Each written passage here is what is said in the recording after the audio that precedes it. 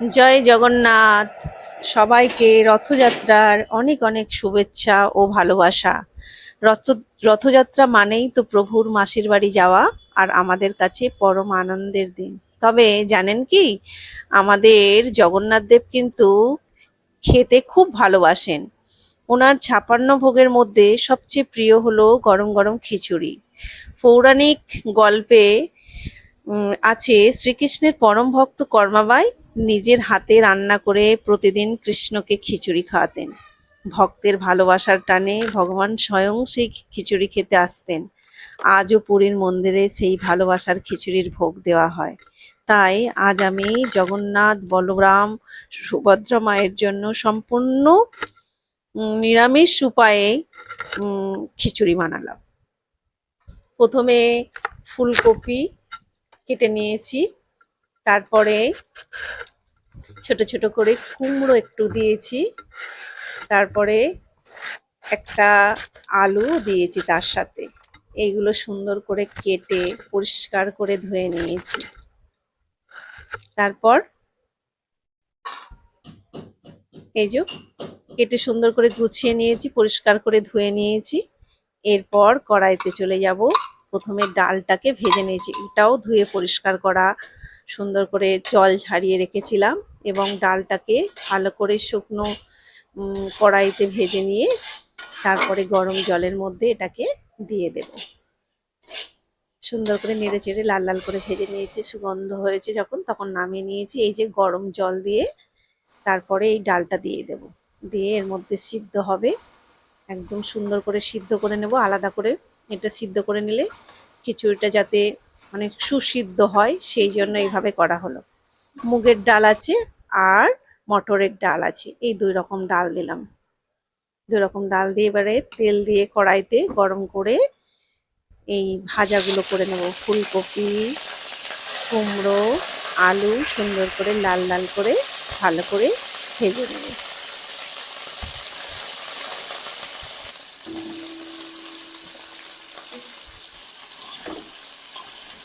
আস্তে আস্তে এটা ভাজবো, যাতে করে সুন্দর একটা ভাজার সুগন্ধ থাকে খিচুড়ির মধ্যে। ভাজা হলে সবজিগুলো খেতেও খুব ভালো লাগে।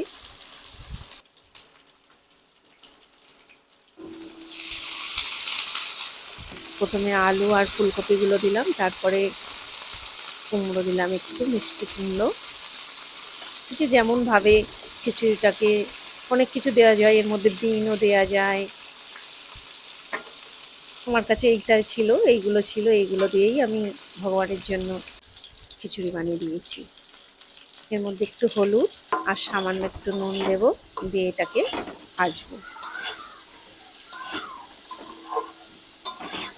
তারপর ভাজা হয়ে গেলে এর মধ্যে গরম জল একটু দেব। এদিকে ডালটাও সিদ্ধ হয়ে আসছে, টকবক করে ফুটছে। এর মধ্যে চালটা দিয়ে দিয়েছিলাম, গোবিন্দভোগ চাল, ধুয়ে জল ঝরিয়ে রেখেছিলাম। চালটাও দিয়ে দিয়েছি, একটু এপুট ওপিট করে নেড়ে তারপর এর মধ্যে আবার গরম জল দেব। গরম জল দিয়ে একটু সিদ্ধ হবে, একটু অল্প ফুটবে, তখন আবার ওই ডালটাকে এনে এর মধ্যে দিয়ে দেব। ভগবানের জন্য এরমভাবে আমরা এমনি নিত্য অন্ন সেবা দিই, তার মধ্যে খিচুড়িটা এখন জগন্নাথের মানে খুবই প্রিয়, আমরা এনি টাইম করি। কিন্তু এখন তো জগন্নাথ রথে উঠবে, মাসির বাড়ি আছে, ভগবানের স্পেশাল এমনি মানে স্পেশালভাবে ভগবানের খাবারের নজর দিতে হচ্ছে। এই যে এরকম করে আস্তে আস্তে ডালটা, ওই সিদ্ধ ডাল আমরা দিয়ে দিয়েছিলাম। তারপরে এবার একটু টমেটো আর কাঁচা লঙ্কা উপর থেকে দিয়ে দেবো। একটা টমেটো দিয়েছি আর দুটো তিনটে কাঁচা লঙ্কা।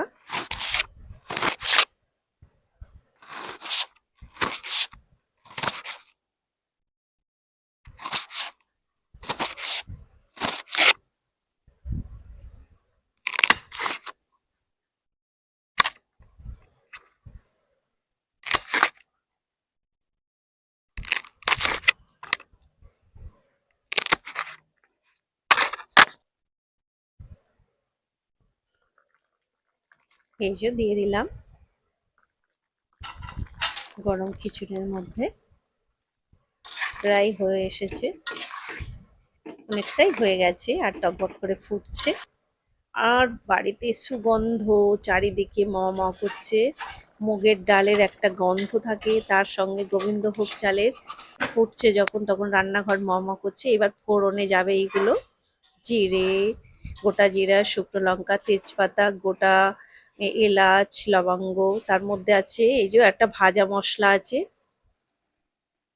এই এবার ফোড়ন দিয়ে দেবো। ফোড়নের মধ্যে যাচ্ছে জিরা, তেজপাতা, শুকনো লঙ্কা আর গোটা গরম মশলা।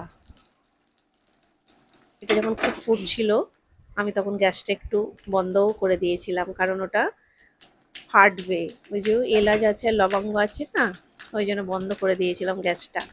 দিয়ে তারপর ওই ভাজা মশলা, আর ওটা হচ্ছে কাশ্মীরি লঙ্কার গুঁড়ো, ওটা দিয়ে, ওটা ভাজা মশলা যেহেতু, ওই জন্য একটু মানে বন্ধ করে তারপরে দিয়েছি। এখনো ফুটছে তেলটা, এই ফোড়নের মধ্যে দিয়ে দিলাম।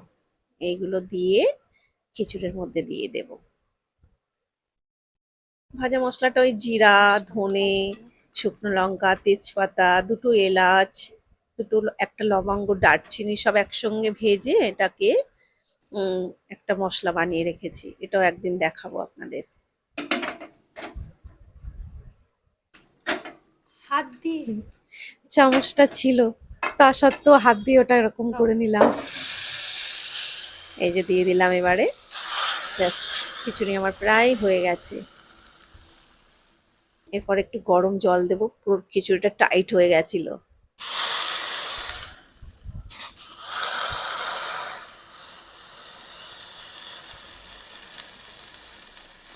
ডালো ডালো।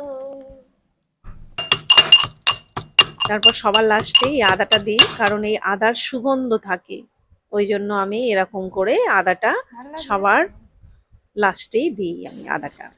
স্পেশালিটি হচ্ছে সুগন্ধ থাকবে, যতক্ষণ খিচুড়িটা গরম থাকবে তার গন্ধ থাকবে। তারপর একটু চিনি দিয়ে দিয়েছি, এরপর গরম মশলা আর ঘি। ঘিটা একটু অল্প করে দিয়েছি, যেহেতু আমাদের প্রভু ঘিয়ের গন্ধটা বেশি সহ্য করতে পারে না। আমি পরে একটু আবার মাখনও দিয়েছিলাম, সেটা আমি ক্যামেরাটা বন্ধ হয়ে গেছিল তখন। আমি এমনি করে দেই যাতে করে না গন্ধটা খুব তেজ হয়ে ওঠে, কারণ ঘিটা খান খান না তো, ওই জন্য। ব্যাস, আমার ভগবানের ভোগ একদম রেডি। এই যে ভগবানকে এবারে নিয়ে যাব আমি মন্দিরে। পুরো আজকে পাঁপড় আর ভগবানের জন্য এই প্রসাদ পুরো রেডি হয়ে গেছে, এবারে নিয়ে যাব ভগবানের মন্দিরে।